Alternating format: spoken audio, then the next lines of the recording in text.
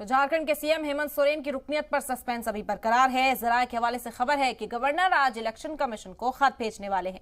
ऐसे में उनकी रुकनियत को खतरा बताया जा रहा है। हालांकि गुज़िश्ता शाम हेमंत सोरेन ने यूपीए अरकान असेंबली की मीटिंग की थी और खबरों के मुताबिक वो आज भी मीटिंग करेंगे। ये रिपोर्ट देखिए।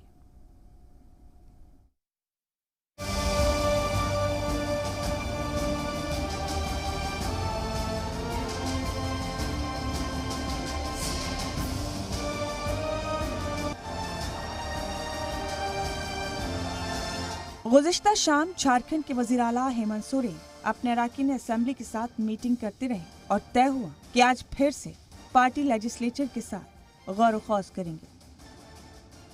खबरों के मुताबिक अरकान असेंबली से कहा गया है कि वो रांची छोड़कर ना जाए।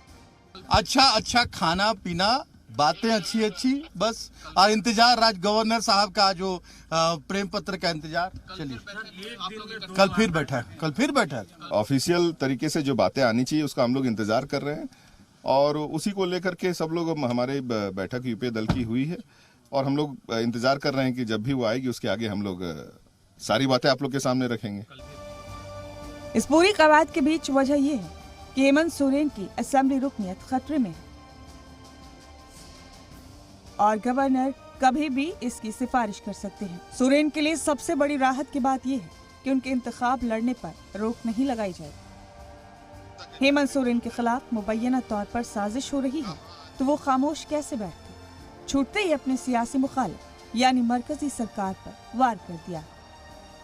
कहा कि मरकज के सामने अपनी रियासत का बकाया मांगा तो उनके पीछे एजेंसीज को लगा दिया। आज की इतनी बुरी हालत क्यों है, तब पता चला कि ये व्यापारी लोग, ये डबल इंजन का सरकार मील बांट करके इस राज को लूट रहा है। जब कागज पत्र में जब हम लोगों ने हिसाब निकाला तो सिर्फ खनिज संपदा के माध्यम से 1,36,000 करोड़ रुपया का बकाया भारत सरकार से हमारा निकलता है। हमने जब उसका मांग शुरू किया, थोड़ा बहुत मिला भी, 1,000-1,200 करोड़ लेने में हम सक्षम भी हुए, लेकिन जब हम तेजी से मांगना शुरू किए तो ये अपने सरकारी एजेंसियों को मेरे पीछे दौड़ा दिया। चलो मेरे पीछे तो दौड़ा दिया अलग बात।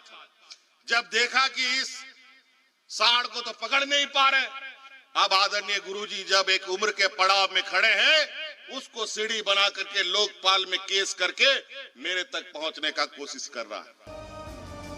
जी मीडिया को जराये से मिली जानकारी के मुताबिक झारखंड के गवर्नर ने इंतखाबी कमीशन की सिफारिश पर अपना मौक़िफ़ दे दिया और राजभवन से आज इंतखाबी कमीशन को खत भेजा जा सकता है।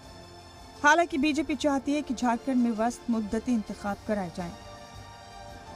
कि संवैधानिक स्थिति में आपको फिर से क्लेरिफाई कर दूं कि भाभी जी को, चाची जी को, चाचा जी को, दाऊद इब्राहिम को, प्रेम प्रकाश को, जिसको भी चाहे वो मुख्यमंत्री बना सकते हैं। कांग्रेस उनके साथ खड़ी है, लेकिन वहाँ 6 महीने के अंदर चुनाव नहीं होगा। यदि गैर विधायक यदि वहाँ का मुख्यमंत्री होता है तो फिर से आपको एक मुख्यमंत्री देखने को मिलेगा, क्योंकि 5 जनवरी तक वोटर लिस्ट का रिवीजन होगा, 5 फरवरी तक उसका दावा प्रतिदावा होगा और 5 फरवरी के बाद चुनाव के लिए कम से कम 30 दिन का वक्त चाहिए।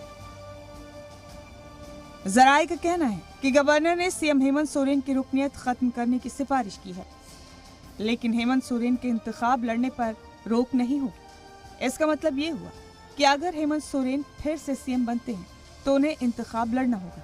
इतना ही नहीं, उन्हें अक्सरियत भी साबित करनी होगी। लेकिन बीजेपी इसी नंबर गेम पर सवाल उठा रही है।